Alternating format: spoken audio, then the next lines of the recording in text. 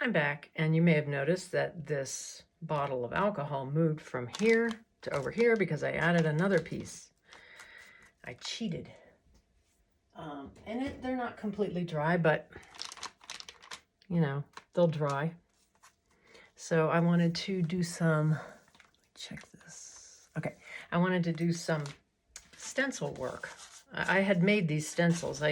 One of the videos that I made shows how to do this. It's real simple.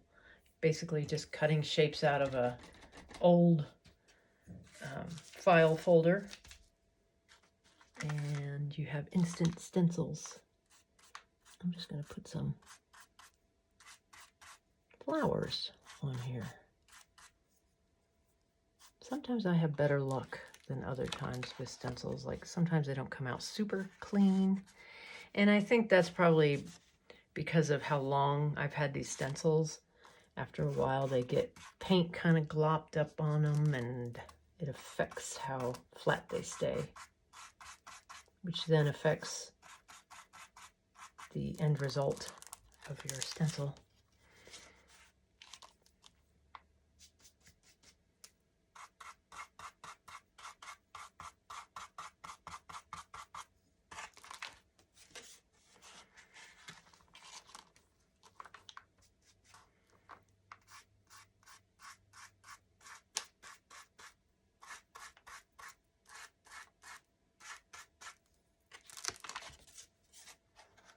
Some of them you can't even see. I'm gonna put one over here.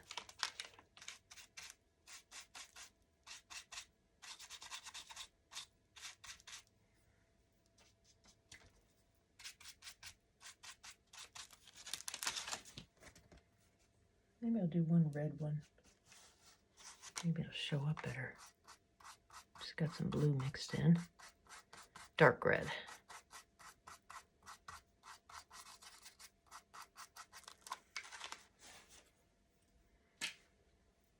I'm just going to give it a quick wipe down.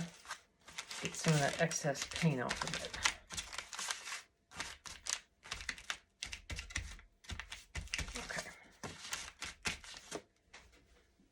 So I'm just trying to think of all the different things to show you. I showed you how we did the colored pencil. So barely even visible. Caran d'Ache, I don't want to use purple though, is a type of crayon that I use, and there's two types. There's Neo Color 1 and Neo Color 2. And Neo Color 1 is more of a waxy crayon, so I tend to use that at the end. And the Neo Color 2 is a water base. So let me just show you. So I do this right here, and then you take some water to it. It's kind of like those watercolor pencils you add water to, and I probably added too much water, but let me try it again over here.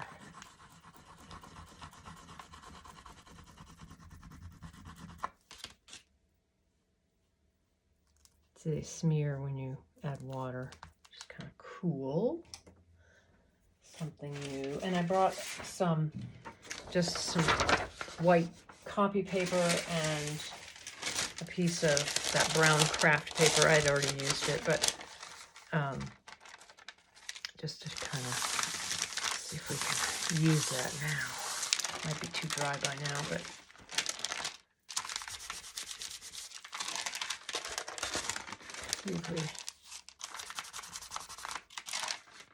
see how it kind of makes a shape there. Get that wet spot, see what happens with that. It just soaked it all up. Okay. And you know, there's all kinds of fun things you can use. Like I bought these at, I think, Hobby Lobby a really long time ago, and they don't have them anymore. And I can't seem to find them even on the internet. Not like this anyway, not little. But if you have things lying around the house like bubble wrap or shelf liner, you could use that for different textures. I just did three or four rows. Oops, it was on that wet part. So.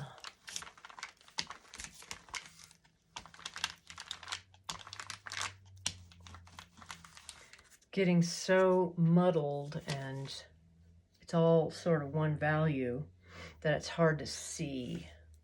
I need to get a darker value. I'm going to use some black. And you just want to get it covered, but you can go with as many layers as you want. Like, you can just keep going and going and going before you even start to think about what the subject might be and what you might do. Oh, and I also wanted to show you something. Corks make great polka dots. If you can get them covered. Yeah. I didn't get it covered very well.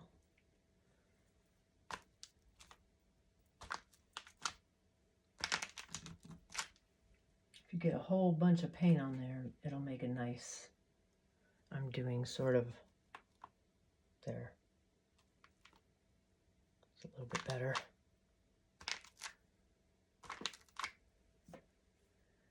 And because I did so much up here, I think I'll use that craft paper again. See if I can absorb some of that. Oh, that one really smeared. I don't even know what that was. Oh, that was the polka dot. See, you just never know what might happen. It's all experiments. And, you know, you can't get precious about any of it. See, this would... Let's just say you had this piece of paper lying around, you could use this. I like to use up paint, so it's kind of a cool way to get something going on a piece of paper that you can later turn into collage paper. Reminds me of some kind of hoof print, maybe. I don't know. Anyway. So, back to, let's use some crayons. Let me get a color that will show up. I'm gonna use black.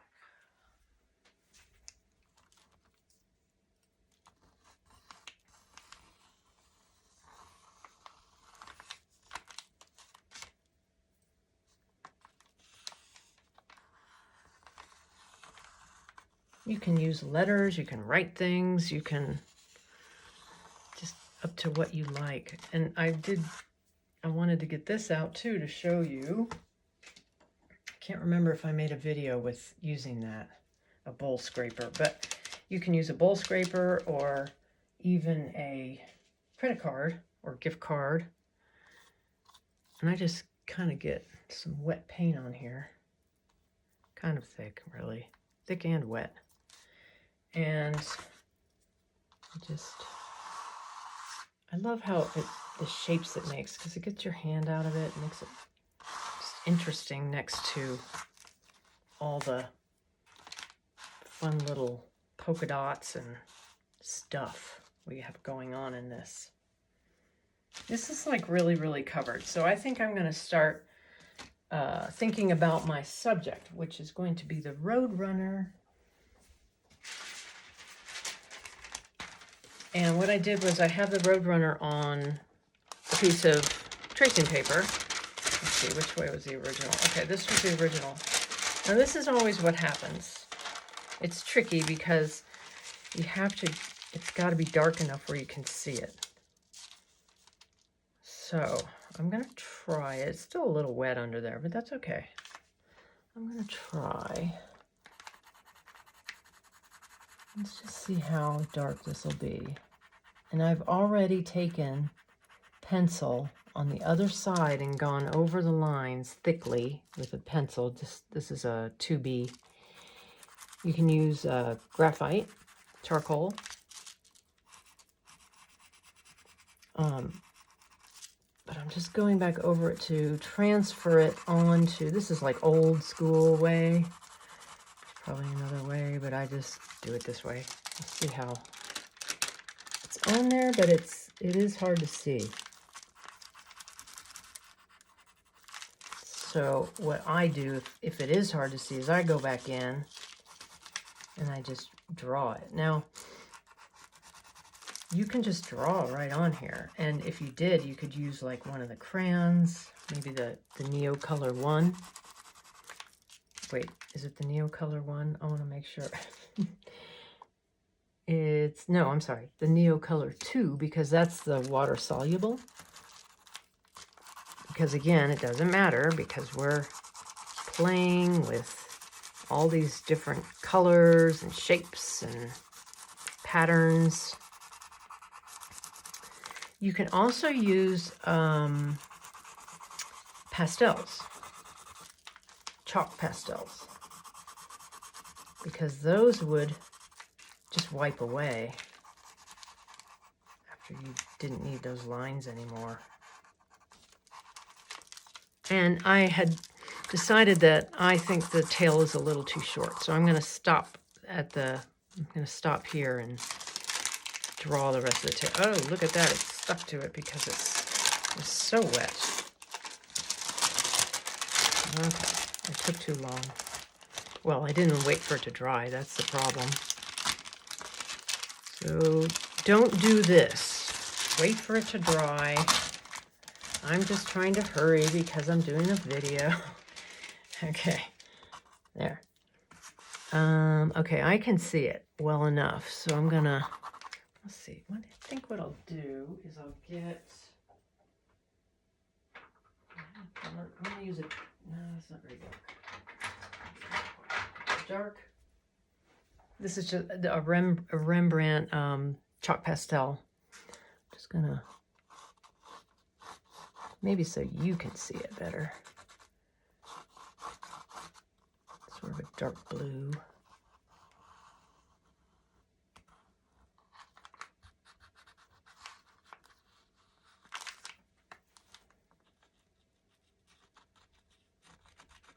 And when I'm doing this in my own art, I don't use something that's pre-drawn. I just draw something on there.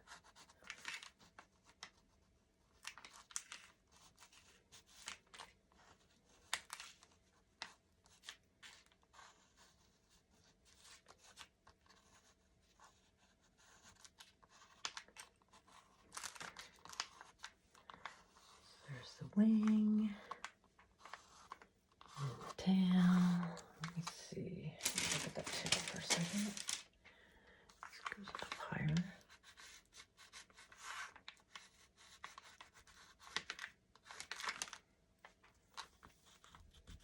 So I think you can probably see that. And that'll be the Roadrunner. And one thing you can do, I mean, this is a thing, is you do this, what we just did, you play, you have fun, you draw something on here, and then you paint all around the edges of the subject. And then that's the painting. It's called negative painting technique. That is a way you can do this, but I tend to keep going, like, I don't know. I mean, sometimes it's pretty cool, but I do like to keep adding. So I think what I'll do is I'll show you by doing that, and then I'll keep adding. I'm gonna try to tone down. I'm really into more less saturated color with just pops of saturation. So I'm gonna tone down the color. I'm mixing the blue and the red and the yellow that I used with a little bit of turquoise. It's coming out more like a turquoise. I'm going to add a little bit of black. It's more of a gray now. And I'm just going to paint around it.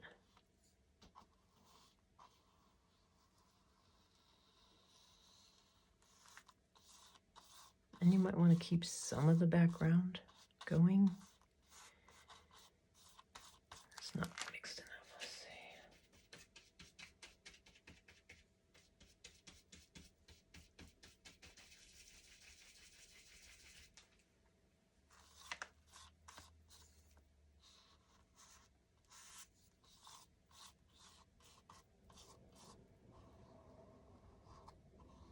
And many painters do this. I've seen lots of people use this technique.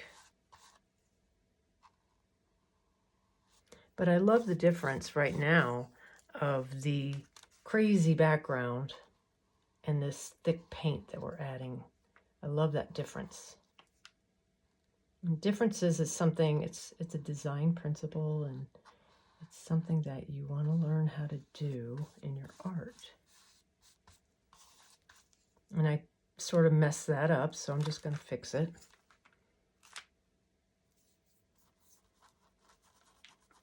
Painting right over that collage piece.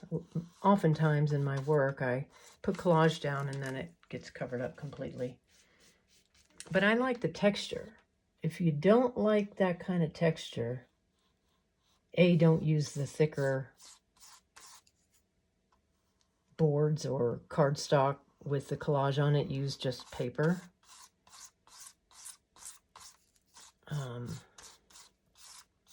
You can buy collage paper too. You don't have to make it. You can. I just think it's fun to make it because then this is something I'm always dealing with, hairs in my artwork. I just think it adds more of you into the painting if you make your own collage paper. That's the reasoning behind that. Get some more paint on here.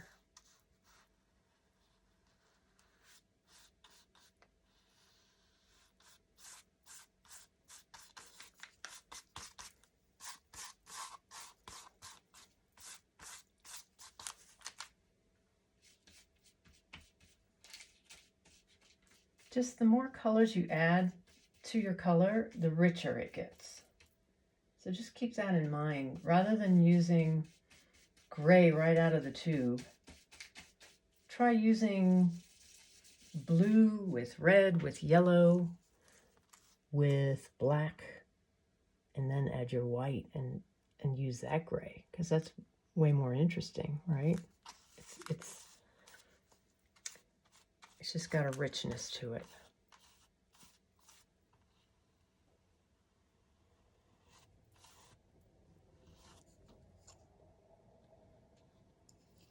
Get that little,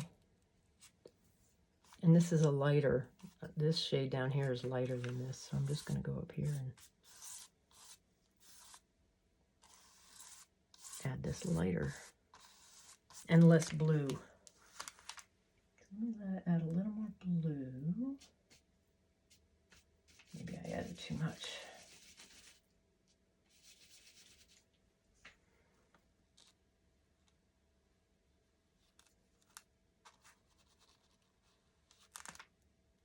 I'm going to kind of leave that like that.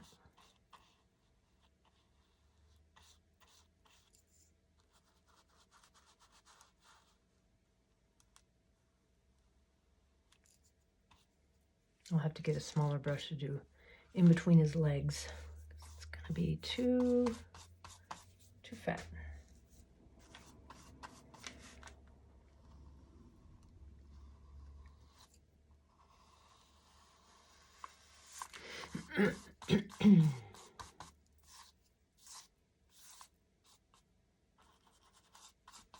I like how the background varies a little bit. Makes it more interesting. And you're probably thinking, I painted over all that stuff, but it was fun to do, and it's not like, you know, you need to save all of it. That's one thing I think is important when you're making art, is to be able to ruin it. I think it's crucial, and I still have trouble with that, but because once you can ruin it, you can push it further and make it even more interesting.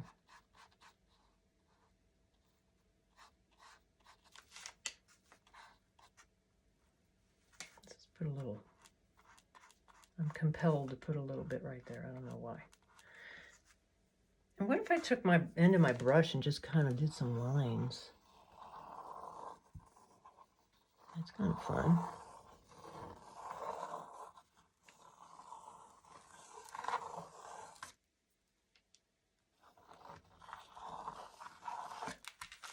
Kind of gives it a sense of movement. I'm going to let this dry and then we'll move on to the next.